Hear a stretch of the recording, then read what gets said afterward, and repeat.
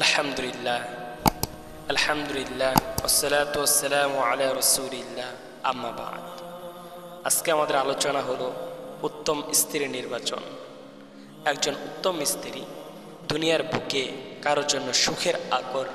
আল্লাহ সুবহানাহু ওয়া তাআলার আনুগত্যের ক্ষেত্রে একজন উত্তম স্ত্রী সর্বদা তার স্বামীকে সাহায্য করে এবং সে তার স্বামীর অন্তরে প্রশান্তি সৃষ্টি করে। ভালোবাসা পরশ ভুলিয়ে স্বামীর সব দুঃখ বেদনাকে ধুয়ে মুছে সাফ করে দেয়। উত্তম স্ত্রী পারে হৃদয় ভাগের ফুটন্ত ফুল দিয়ে স্বামীকে সাজাতে। রাসূল সাল্লাল্লাহু আলাইহি ওয়াসাল্লাম বলেন, ইন্নাদ দুনিয়া কুল্লাহা মাতাউন ওয়া খায়রু মাতাঈদ দুনিয়াল মারআতুস সালিহা। জীবন আনন্দদায়ক আর সবচেয়ে মধুর আনন্দ হচ্ছে একজন উত্তম স্ত্রীর সাহচর্য। ইসলাম যে কোনো পুরুষকে বিয়ের আগে তার ভবিষ্যৎ স্ত্রী সম্পর্কে খোঁজ খবর করার নির্দেশ দেয়। বিয়ে আগে তার নিশ্চিত হওয়া উচিত যে তার ভাবনায় থাকা স্ত্রী একজন ক্ষুধাভীরু নারী কিনা এবং সে তার সকল ধর্মীয় বিধিনিষেধ নিয়মিত সঠিকভাবে পালন করে কিনা। একজন স্ত্রী যদি ইসলাম সম্পর্কে কোনো জ্ঞান না রাখে এবং ধর্মীয় কোনো বিধিনিষেধের পরোয়া না করে, তাহলে সে তার স্বামীর বোঝাস্বরূপ বিবেচিত হয় এবং স্বামীর জীবনকে ধ্বংসের দিকে ঠেলে দেয়।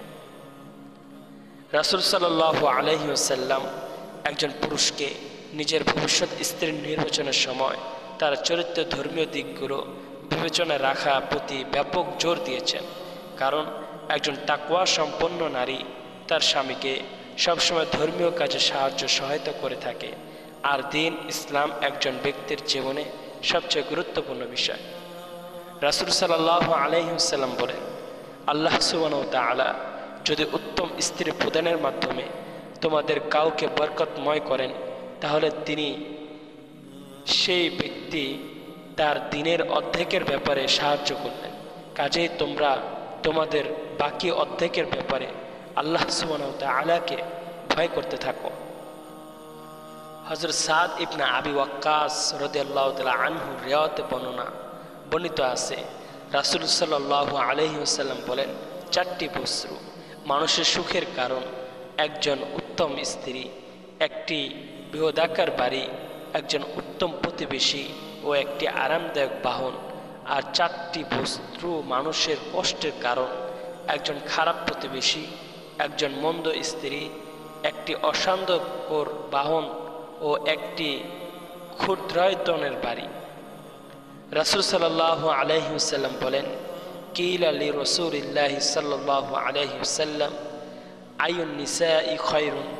ক্বালা আল্লাতী তাসুররুহু ইযা নাযারা ওয়া তুতিউহু ইযা আমারা ওয়া লা তুখালিফুহু ফি নাফসিহা ওয়া মালিহা বিমা ইয়াকরাহু।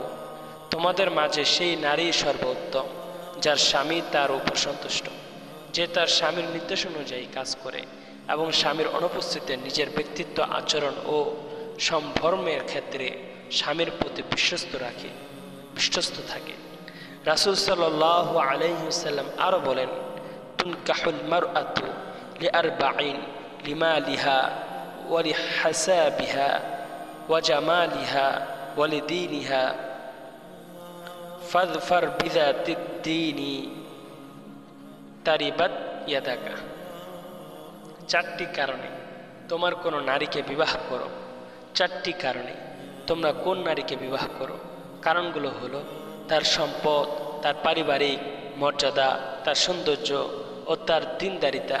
কাজেই তোমাদের উচিত ধার্মিক নারী বিবাহ করা, না হলে তোমরা দুনিয়া ও আখিরাতে দুর্ভাগ্যের শিকারে পরিণত হবে। হযরত সাওবান রাদিয়াল্লাহু তাআলা আনহুতে বর্ণিত, আমরা রাসূল সাল্লাল্লাহু আলাইহি ওয়াসাল্লামের সাথে একটি সফরে ছিলাম। তখন নিচের আয়াতে নাজিল হয়, যা সূরা তাওবার 34 নম্বর আয়াতের অংশ। হে ঈমানদারগণ, পণ্ডিত ও সাংসারিক বিরাগীদের অনেক লোকদের মালামাল অন্যায়ভাবে ভোগ করে চলছে এবং আল্লাহর পথ থেকে লোকদের নিবৃত্ত রাখছে। আর যারা স্বর্ণ ও রূপা জমা করে রাখে এবং তা ব্যয় করে না, আল্লাহর পথে তাদের কঠোর আযাবের সুসংবাদ শুনিয়ে দিন। রাসূল সাল্লাল্লাহু আলাইহি ওয়াসাল্লামকে এক সাহাবী জিজ্ঞাসা করলেন, আয়াতটি কি স্বর্ণ এবং রূপের ব্যাপারে নাজিল হয়েছে, যেন আমরা জানতে পারি কোনো কোনো কল্যাণকর সম্পদ আমাদের নিজেদের জন্য অর্জন করতে পারি? জবাবে রাসূল সাল্লাল্লাহু আলাইহি ওয়াসাল্লাম বললেন, সবচেয়ে উৎকৃষ্ট সম্পদ হচ্ছে সেই কণ্ঠ যা সর্বক্ষণ আল্লাহ সুবহানাহু ওয়া তাআলার জিকিরে ব্যস্ত, সেই অন্তর যা আল্লাহ সুবহানাহু ওয়া তাআলার আনুগত্যে বিভোর, এবং একজন বিশ্বস্ত স্ত্রী যে তার স্বামীকে দিনদারিতা সদা সহযোগিতা করে। আল্লাহ সুবহানাহু ওয়া তাআলার বিধান অনুসরণে পারস্পরিক সহযোগিতার মাধ্যমে স্বামী স্ত্রীর ভিতরে মনের মিল ঘটে। পারস্পরিক সহযোগিতা মুসলিম সমাজের একটি প্রতীক। আল্লাহ সুবহানাহু ওয়া তাআলা পবিত্র কুরআনুল কারীম ইরশাদ করেন, ওয়াতাআওয়ানু আলাল বিররি ওয়াত তাকওয়া, সৎকর্ম ও খোদাভীতিতে একে অপরকে সাহায্য করো। রাসূল সাল্লাল্লাহু আলাইহি ওয়াসাল্লাম ও মুসলিম দম্পতিদের পারস্পরিক সহযোগিতার মাধ্যমে নিজেদের ঈমানকে সঠিক অবস্থানে নিয়ে যাওয়ার ব্যাপারে উৎসাহ প্রদান করেছেন। তিনি তাদেরকে আল্লাহ সুবহানাহু ওয়া তাআলার ইবাদতে, বিশেষ করে রাত্রিকালীন ইবাদতে তাহাজ্জুদ নিজেদের অধিক মনোনিবেশ করতে প্রেরণা দান করেছেন। আবু হুরায়রা রাদিয়াল্লাহু তাআলা আনহু হতে বর্ণিত, রাসূল সাল্লাল্লাহু আলাইহি ওয়াসাল্লাম বলেন, আল্লাহ সুবহানাহু ওয়া তাআলা সেই ব্যক্তিকে ক্ষমা করুন যে রাতে ঘুম থেকে জাগে, তাহাজ্জুদের সালাত আদায় করে এবং তার সহধর্মীকেও তাহাজ্জুদের সালাতের জন্য ডেকে দেয়। যদি স্ত্রী ঘুম থেকে উঠতে স্বামীর কথা প্রত্যাখ্যান করে, তাহলে সে তার স্ত্রীর মুখে পানি ছিটিয়ে তার ঘুম ভাঙিয়ে দেয়।